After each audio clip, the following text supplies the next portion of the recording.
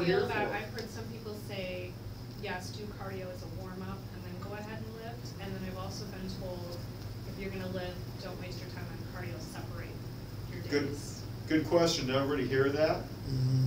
It will determine what the person's objective is for being in the gym. Let me give you 2 examples, okay? If you do a cardiorespiratory activity to the point where you're able to get to your target heart range, we spoke of earlier with biocarbonin, okay? That's good.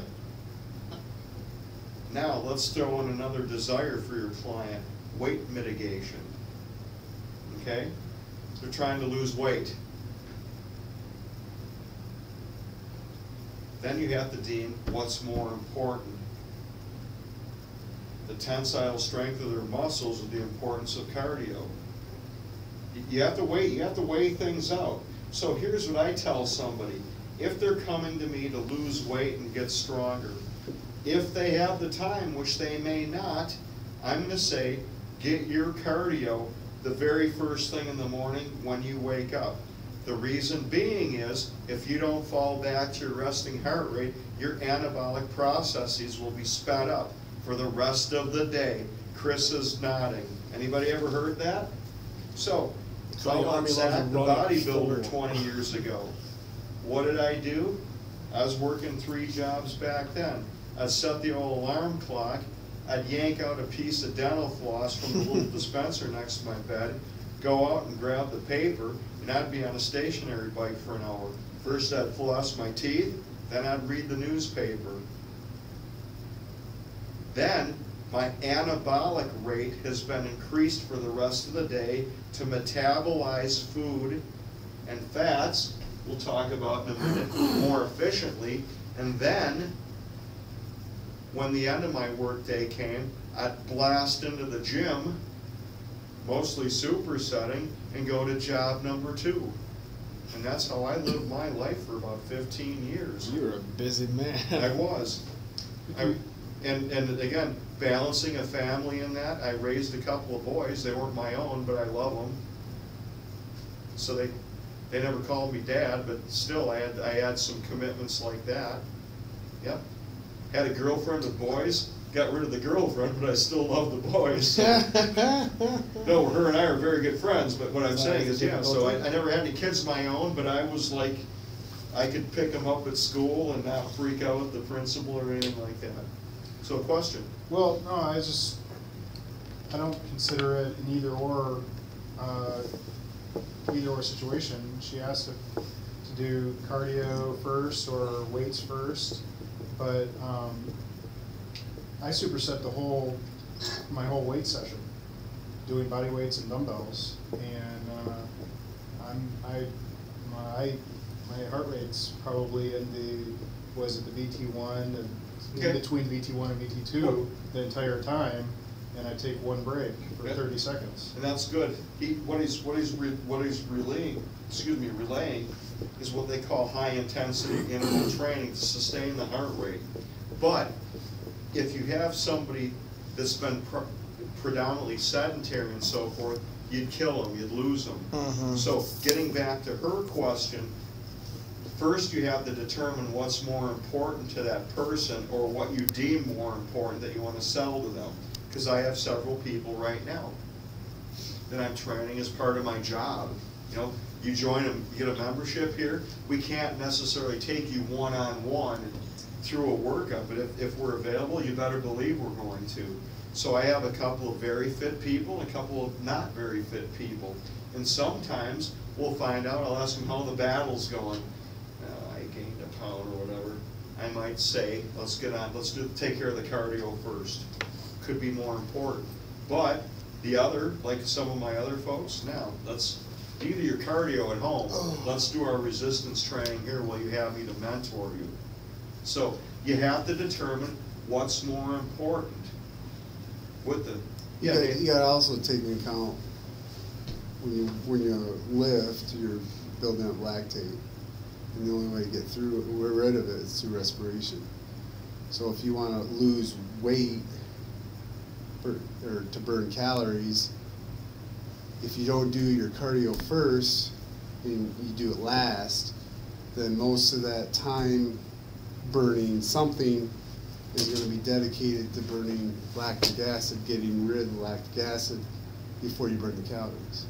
So that's why if you want to lose weight and burn calories, it's better to do it at the beginning of your workout before you lift, because then you're not spending it to burn the lactic acid off.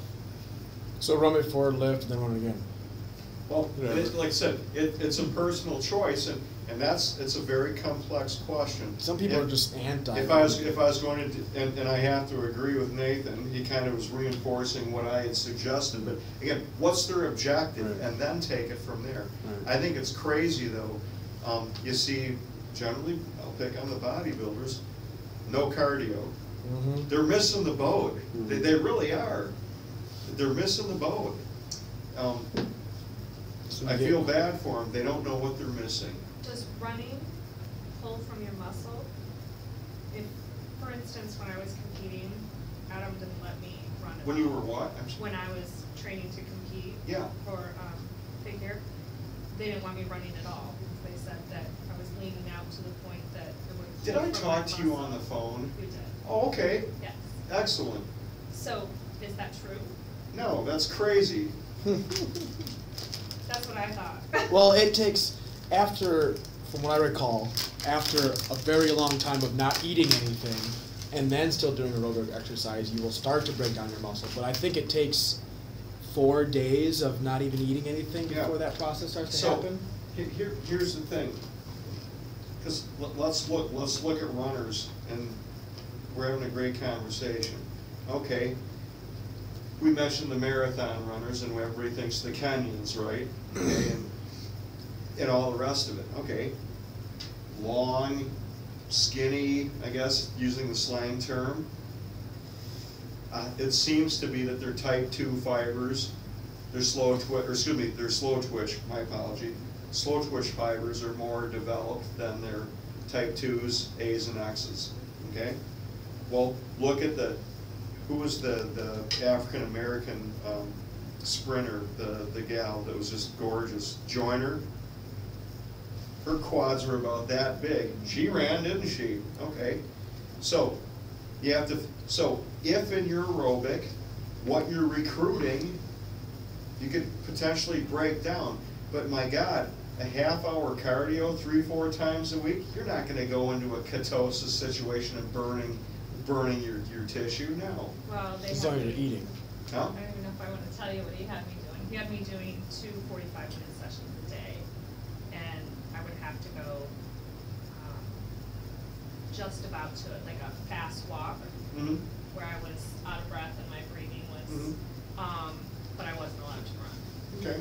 And then lifting, I would lift for an hour, 4 days on, 1 day off. Okay, and you know what I could do? I could show you right next door. I can run more efficiently at 5 miles an hour than I can walk at 4 miles an hour. Absolutely. You just watch. Mm-hmm. So, and again, I'm not gonna poo-poo anything. I'm not here to burst anybody's balloon, but I'm trying to counter or answer any question with science. And if you're an efficient runner, running's not going to break down your tissue.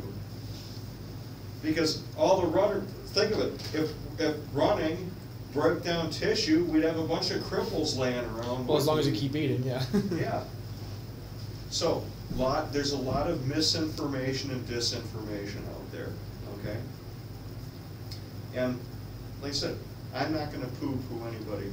All I can tell you is, gang, I've got the education, I've been given the blessing by people to talk about these things.